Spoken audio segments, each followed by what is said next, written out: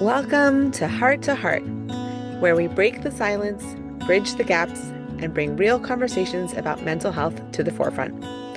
I'm your host, Lee Yaffe, founder and director of The Long Short Road. Welcome back, everyone, to Heart. My guest today is Rabbi Shalom Hammer. Rabbi Hammer has lived in Israel for over 35 years and served as a lecturer in the IDF for both the educational branch and the Jewish identity branch. He's the founder and director of Gila's Way, established in memory of his daughter Gila, who tragically died by suicide in 2019. The organization is dedicated to promoting mental health awareness and advancing suicide prevention worldwide.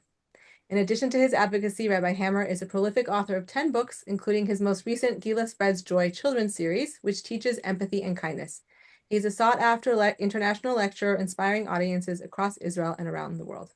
Rabbi Hammer, thank you so much for being here with me. Thank you for having me. We appreciate it. Thank you. So I actually want to start with something that I saw you post, I think it was last week or even this week, a video of you dancing, of you and Gila dancing together. And it was first of all, such a beautiful moment. And thank you for sharing that with the world. And it also brought something to mind for me. You know, I think that often when we talk about or think about people who died by suicide, we have a specific portrayal of them. And that this video that you shares a completely different story. So I'm curious if you could share with us, who Gila was and, kind of help people in that way debunk this misconception that people who struggle or die by suicide are a certain type of person. Yeah, that's a very, very good point what you're making. And I'm glad that video sort of portrayed and certainly generated the question that you're asking, because one of the things that I consistently remind people is that someone who died from suicide, and especially when we speak about young people, adolescents, post-adolescents, generally speaking, they don't want to die. They want to live. And they are people who have a life and who want to produce and want to be productive and, want to generate purpose in this world. It's just much harder for them, at least in the place that they find themselves at that moment. And one of the things that generates with a lot of people with regards to our story is, typically speaking, and by the way, my wife and I thought this way as well before tragically what happened with us regarding Gila and our loss. But typically speaking, people think of someone who's suicidal as being homeless, or someone who's a drug addict, or, someone who's just in a bad crowd or a bad seed.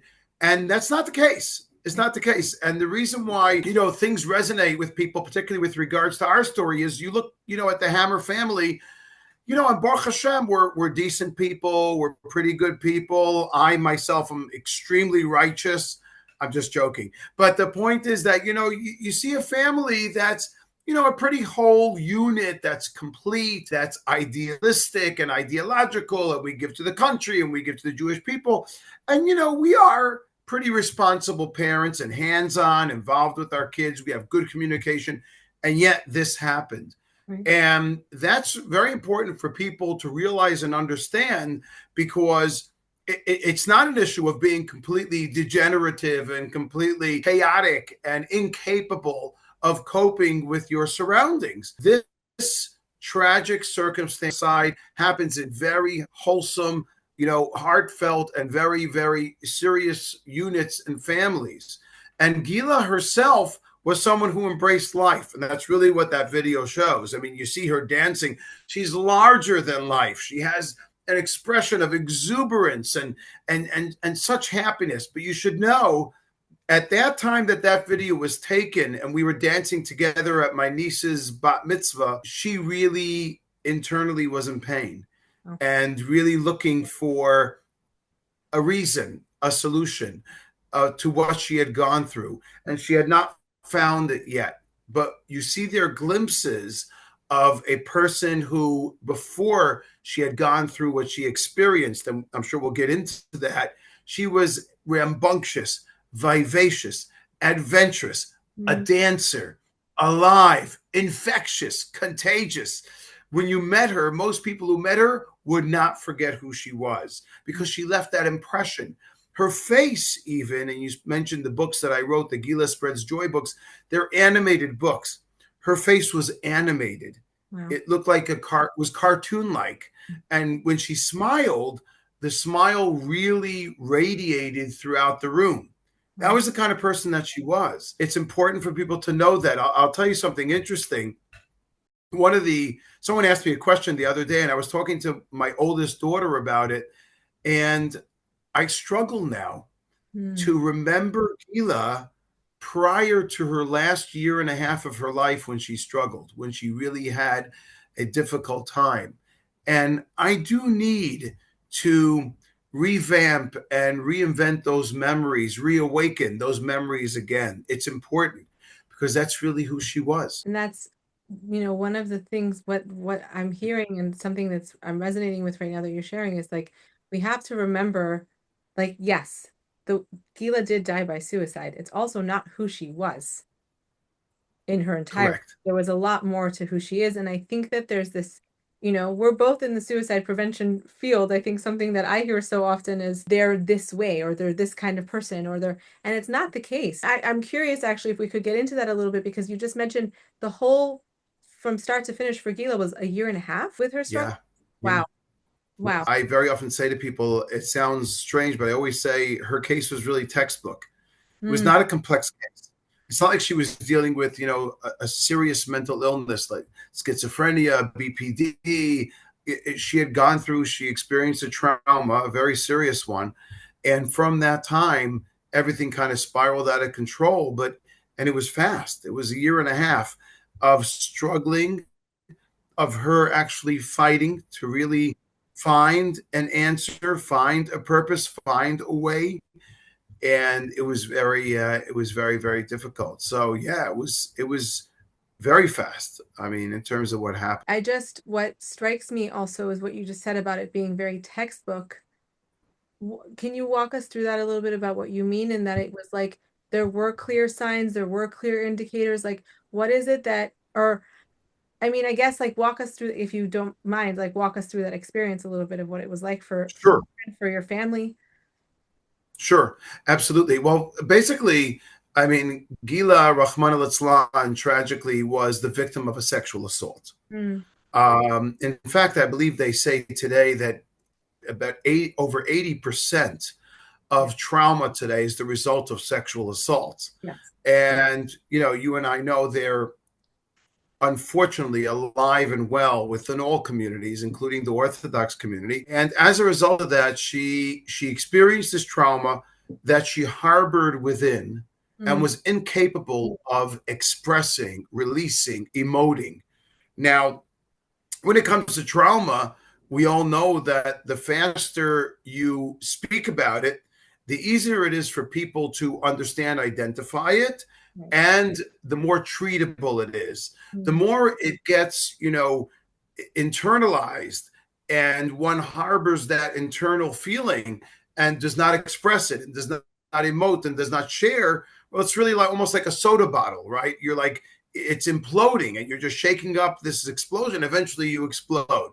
And that's really what happened with Gila. She did not know, how to express it. And it was very, very hard for her, and very shaming and very debasing and embarrassing for her. So it took her a while to come around to it. She did express it eventually. But even then, when a person experiences such trauma, the most important thing is they need therapy. Now, therapy does not necessarily have to be vis-a-vis a therapist, although it's usually the case. Certainly does not have to invite in a psychiatrist, but it has to be someone who has understanding, empathy, who can allot the other person an opportunity to be heard and understood and validated. And we just didn't find that right address, or Gila, more importantly, could not find that right address that would really allot her that opportunity, that would allot her that chance to express and alleviate that trauma. Now, when you asked, included in this question that you asked, Lee, and it's a very legitimate one, and that is, were there signs? The answer is, of course there were, 100%. And I often explain to people, look, in the end of the day, when someone, chas v'chalila, God forbid, is suicidal, they're not going to stand on a chair and wave a red flag saying, I am suicidal. Of course, they're not going to do that. Right. However, because they want to, and I always remind people, the vast majority of people who die from suicide want to live. Right. And because they want to live, they will throw out signals and signs that are saying, help me. Right. And it's almost like an innate part of our, humanity, of our essence, that we want to live, that we embrace life. And so we are going to throw out signals that say, help me, save me, assist me to find my way to live once again. The last 2 weeks of Gila's life, and I wish I knew then what I know now, she transmitted at least 9 signs of suicidal ideation. Wow. So there is no question that she was in crisis. There is no question that she wasn't saying it outright, but she was saying it, in other words, help me, I'm in trouble. And there's no question that our lack of knowledge, and lack and misinformation, or just not knowing enough, that was, I wouldn't say that was responsible for her death, but it certainly was something that, had it been corrected, I think the script could have been completely different today. Thank you for sharing that. I really appreciate it. And one of the things that I am wondering about, because this is something that I see a lot, we get hundreds of calls a year asking for support. And oftentimes there's this question of like, but my child's not really suicidal, are they? Like, they're not actually going to do anything. And like, it's not that, right? Like, fine, anxiety, trauma, give me the gambit of what it is, I can handle it, but it's not suicide, right?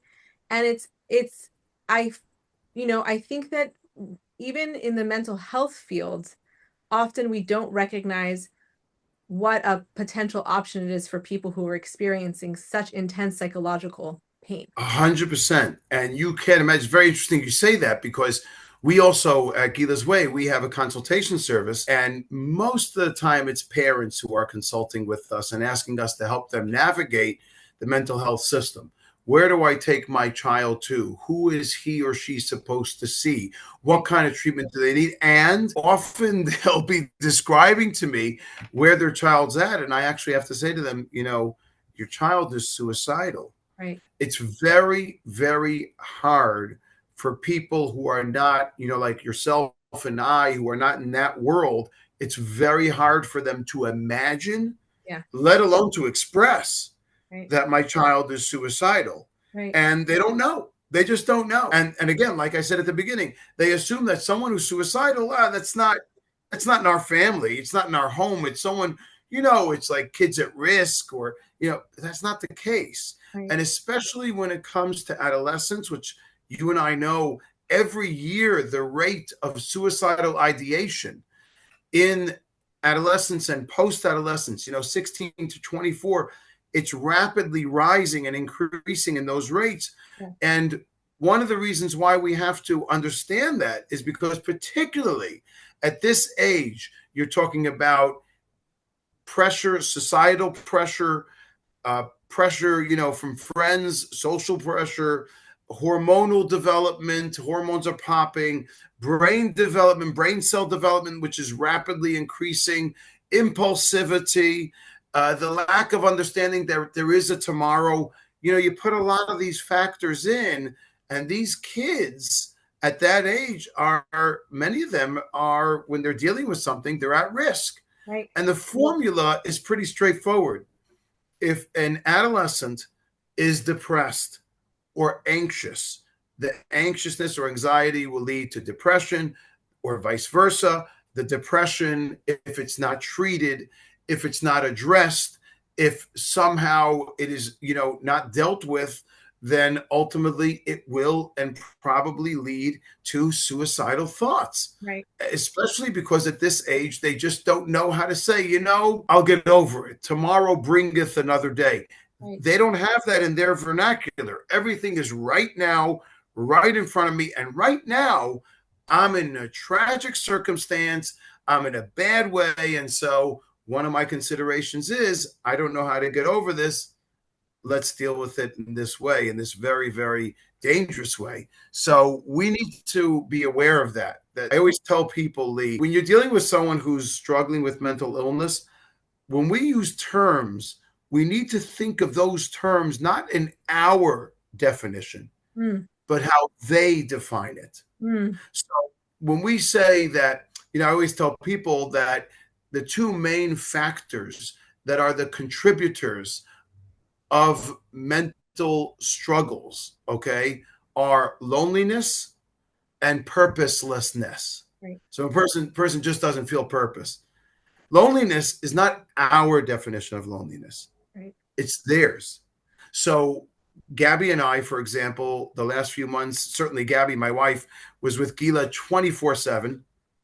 So why would Gila feel lonely? Because her definition of loneliness was not necessarily just to have a parent there. Right. It was friends. Right. It was being a part of a mission, part of a group, part of a societal peers, and that was lacking the last few months of her life. So we need to think. It's very hard, but we need to think in our terms, in their terms. Right. We have to get into their shoes, and that I think is something that is particularly hard for adults to do with teens, because our brains are fully developed. We're out of that, roller coaster stage of adolescence. We've settled into our adult reality. Can't negate, and we have to also think about that. Yes, suicide is a leading cause of death in adults also, but I do want to bring it back to this point about what you addressed about teenagers, because one of the things that I see this a lot with parents is they feel a lot of anger towards their kid. Like, why can't they just snap out of it? Or why can't they be more logical about this? Why can't they see it the way I see it? My role model and one of the mental health professionals who changed my life, Daniel Siegel, who I've had on the show, talks about the fact that like the brain is kind of like a two-story house, and the teen's brain, right? Their prefrontal cortex, which is like the upstairs part of their brain, most of that area of their brain is under construction for most of the time that they are in adolescence. And that includes things like response flexibility, being able to have empathy for themselves, being able to think about a future in which their pain doesn't exist. Like, their ability to regulate or even name their emotions is very central to a part of themselves that's not fully formed yet. And so they need to be able to borrow that from us. But part of that also means that we're not judging them for their experience because it doesn't make sense to us, right? Like, I had years ago, a mother called me, and she's describing to me what's going on with her daughter, and she said something to me about how the daughter was very, very stressed out about certain things arriving on time before school started. Like, they ordered something on Amazon and it's not going to come on time, and the girl really, really had like a very intense emotional reaction to the shoes not coming on time. And the mother was like, I really cannot understand what the big deal is. And I was like, it's not about the shoes. It's about the social pressure of needing to fit in with her classmates and wanting to have the latest styles and feeling insecure in her body. So right? It's not about the shoes. Right. And so, but we have to, I think it's very hard for people to like get into that frame of mind where we're thinking what's their perspective, not what my perspective on this. Exactly. It's very, very hard to think like that. We call it imo anochi b'tzara. I'm like literally with him in his pain. It's very hard to do that. Expectation is not that we have to, it's not that we have to necessarily even understand.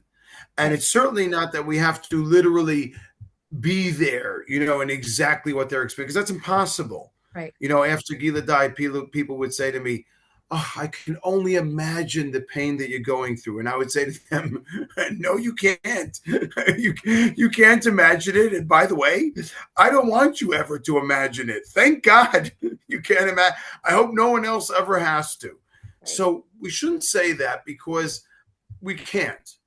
But what we can do is we can say to a person, it's like, validation, and say to them, I don't understand exactly, but I do understand that there's something really, really troubling you, or that you're really dealing with something difficult. Right. That I understand.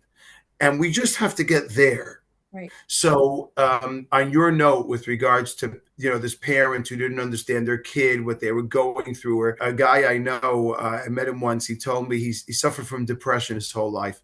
Maybe now he's like 65 years old, right? So we're not even talking about only adolescence. He told me that he suffers from depression. He said people will come over to him and would say to him, dude, like, just get over it. Like, why are you so sad? Why can't you be happy? You have a beautiful wife. You have nice kids. You have a gorgeous home. You have a lot of money. Like, just get over it. I mean, why are you depressed? Right. So he said to me, it's like telling someone who has a migraine, take 2 Tylenol and it should help.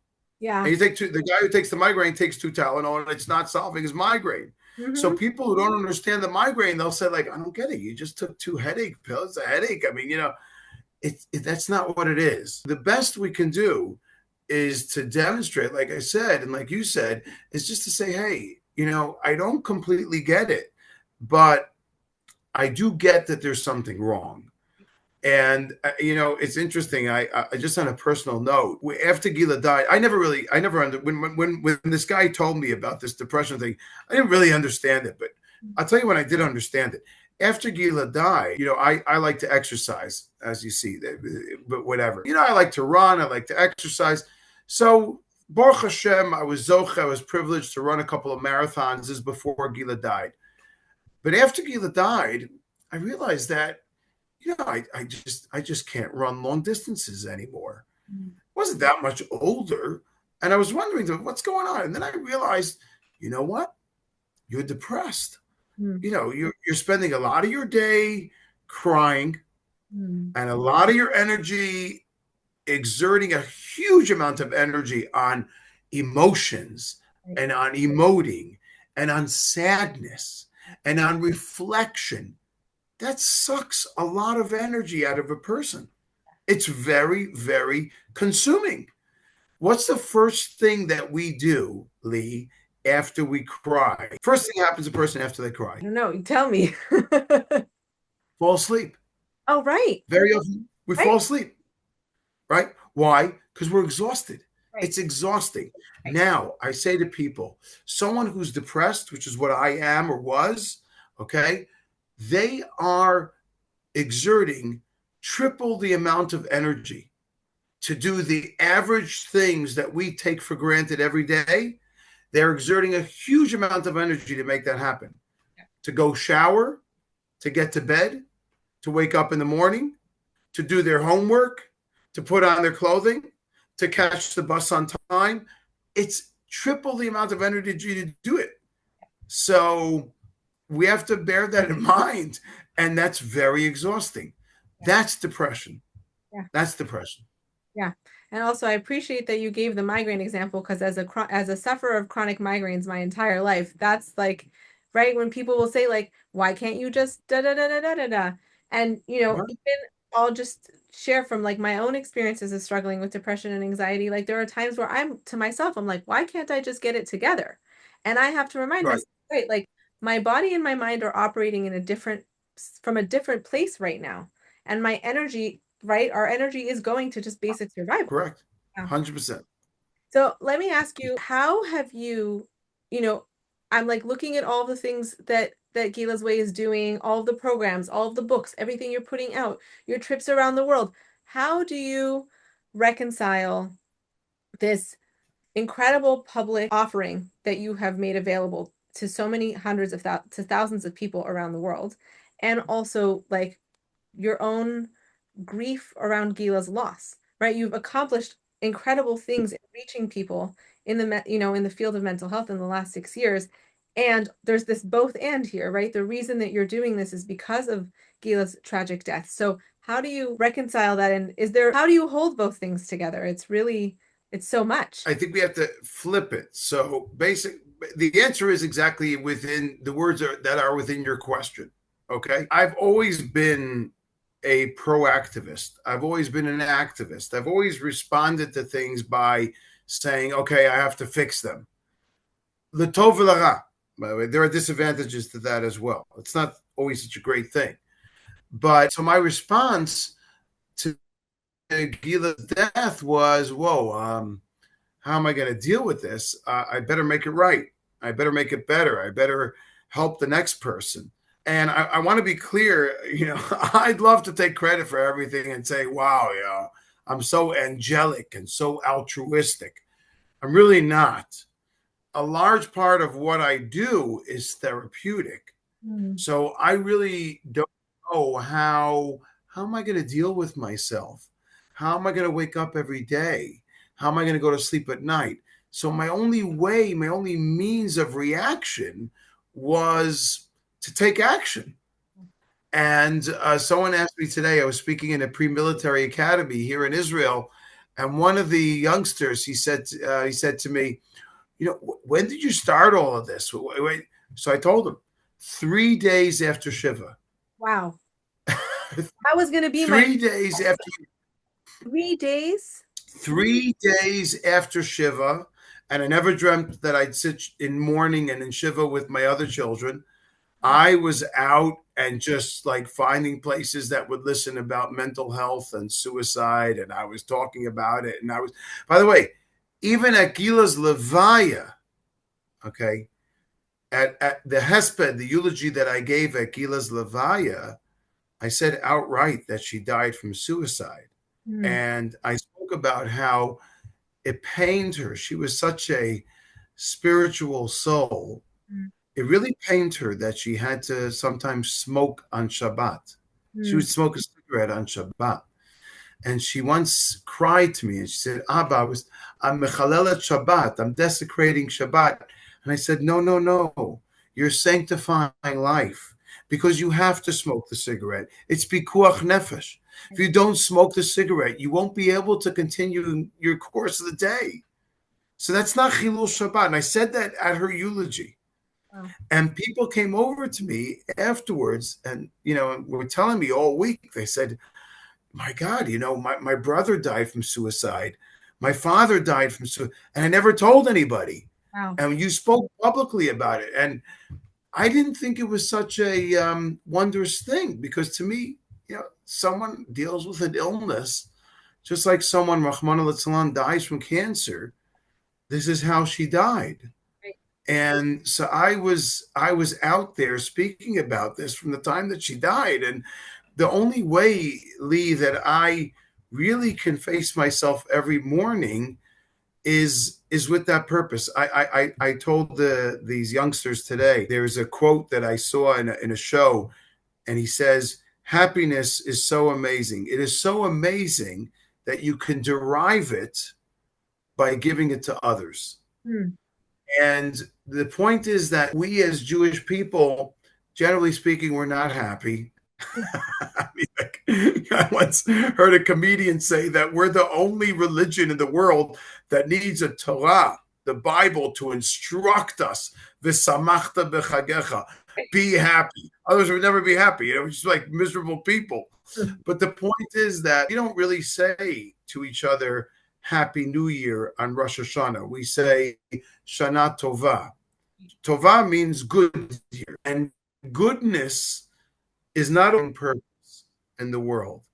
So for me, the only way for me to establish, I guess, either happiness or continuity was through purpose.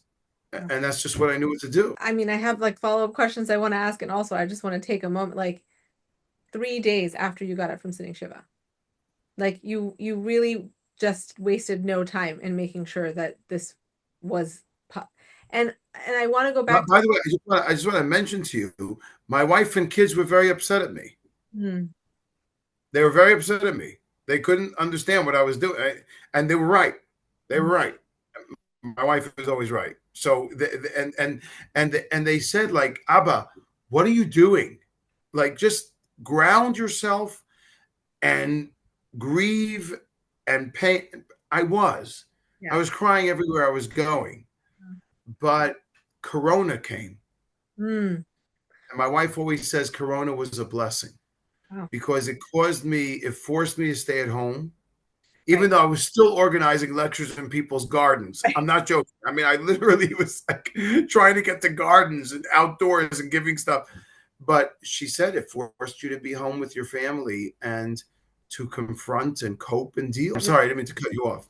And and it's interesting because it's when I started doing suicide prevention in 2016, and then but like as a layperson, I started doing like formal trainings and getting trained as an educator and that actually like formalized in 2019. So I had just started teaching when COVID happened, and I think I had only been on the ground for like 6 months, and I remember feeling like, oh no, there goes my opportunity to help people. But then it was like, oh wait, Zoom came, right? But it forced everyone to like be grounded in their place and not run away. But I think that's something that people just this is what I was going to say before, that's something that people don't realize about those of us who are in the field who are advocating for mental health, especially like you who have lost a child to suicide. We forget, people are like, wow, you're so driven by your mission, you're so whatever, but you just said you were crying everywhere you were going. It wasn't like you were, right? You were holding both, but you realized that there had to be a way forward. Yeah, 100%. Gee, I mean, people used to tell me before I really knew the world of mental health, right? And obviously, I shouldn't really say that because you and I know that there's no such thing as knowing the world of mental health. I mean, it's just It's so constantly. always like this. Every time you think you know something, there's 10 more things that you have to learn. Exactly. And the mind is a wondrous thing, and we'll never fully comprehend. We'll never really fully understand. But prior to it, I always had heard about how hard it is to be a therapist and how people just don't stick with it for an entire lifetime in that career because it becomes, just overarching and enveloping and just suffocating, almost exasperating, painful. And I understand what it is now. I do. There's no question that you pay a price. You Oh, pay a price. You believe me. I have times when I'll come home and I'll tell Gabby, my wife, I'll say, I just don't know. I just don't know how I'm going to how I can continue. I just this is so painful. I mean, I'm about to cry now, right? But it's like it's just so painful, and it arouses so many emotions and memories, and uh, so much is just swelling, from doing this. But having said that, I mean, I just don't think I can or would stop. I'm not sure, quite frankly, I'm really not sure what or how I can do if I stopped. yeah. No, I hear you. There is, and it goes back to what you were saying before about there being a purposefulness that is a key ingredient in mental wellness. And Correct. it's a drive forward that you have this. Right. And by the way, I deal with the mental illness, meaning trauma. I've never been diagnosed with some kind of disorder, but I clearly, Your I'm brain, sorry, no, I'm what did you saying say? is the way that your brain relates to the world. Yeah, yeah. I've definitely been traumatized. There's no question about it. I probably am still traumatized. Everything going on in this country. Who's not traumatized even without what happened to us? Okay, so I'm dealing with it all the time. So yeah, and I think that a large part of what I do is my means of coping. It's my means of dealing with that trauma. And in that means of helping with your own trauma, the impact that you have had, I was looking at a message that you sent me earlier about the number of events and the people that you reached just in September. It's September 18th, and the amount of people, it really like you are spreading Gila's light literally everywhere you go. And 100%. it's just it's I don't know, it's so profound. Like I could start crying. It's just such a, a profound movement that you've built in honor of Gila. Yeah, that's very kind of you. And yeah, I do honestly feel that I feel very confident that her neshama is leading this with us. Very confident. I'll give you an example where that exhibits itself. If I go to a donor and we need money to help the organization, if they say no, quite honestly, I mean, maybe it should bother me. It doesn't really faze me. Not that much, you know. And some people I think would be disturbed. Oh, why we needed that money? We could have got. It doesn't bother me, and the reason why is because I really believe that Gila's neshama is leading this, Wow. and she's pulling the strings directly from Hashem. So it's not that I'm such a man of faith. But this I really do believe. And I will tell you, to the extent that Gabby and I, my wife and I, Gabby, we will sometimes look at each other. As I said at the beginning of this conversation, I said that Gila's case was really textbook. And we always remind each other she really, really should not have died. She really, really could have been alive. I can't share all the details on this program, at least with you, but I do that in my lectures. And she really should be alive. We missed a lot, and a lot of the professionals did not direct properly. So she should be alive. And we look at each other and we say, the only reason, the only comprehension we can have, if you may, of why she died is so that I would go into this work and help save people, help other people.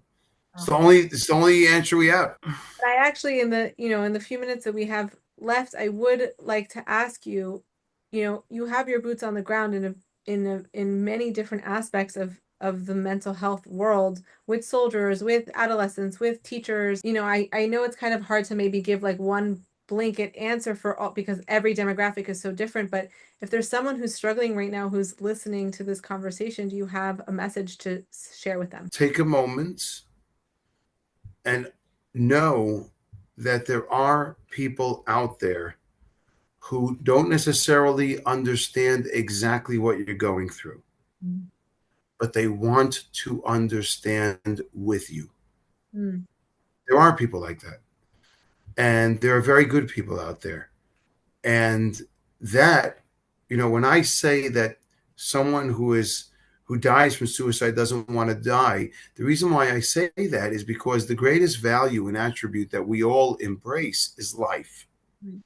And what it means is that if someone is struggling for that purpose, for that reason, as you asked with regards to some of these people out there, what we need to understand is that if we just give them, or they give themselves, just a small glimmer of hope, that hope can have a tremendous impact on making a difference for them to find reason to live. So I always say mental health struggles comes down to two things. One is isolation, loneliness, and the second is purposelessness. So there are people out there who do care, and there are people out there or reasons out there that you can find, even if it seems insignificant to someone else.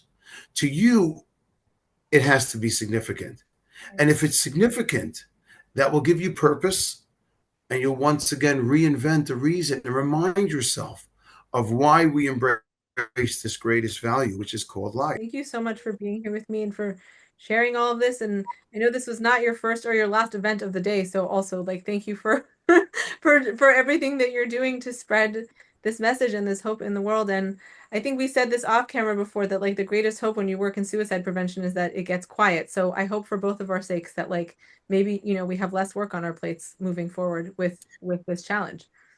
Amen. I'll just tell you, I'll just end with this. You said this would not be my last event. It's my last event for Gila's Way, but it's not my last event for Gila. And I'll explain to you why. Okay. I am currently sitting in our daughter and son-in-law's house. Okay. Why am I here? They have to go out when I finish here, and I am babysitting for my 4 grandchildren. You want hope? That's hope. Wow. I can wear a Gila's Way t-shirt and memorialize and think about and commemorate and perpetuate Gila's memory and her life and help others. Behind that door is where hope is. Wow. Those 4 grandchildren, one of them who knew Gila, one of them who's named after Gila. That's the continuity. Thank you so much for sharing that. And that's what we live for. Yeah. Thank you. We should all have a Shana Tova. Amen. Amen. And a year of revealed good. Amen. Thank you for tuning in to Heart to Heart. If you or someone you love is struggling, please know there is hope and help is within reach. Since 2019, the Long Short Road has been walking alongside at-risk individuals, offering trauma-informed programs, a non-emergency hotline, and a community that fosters healing.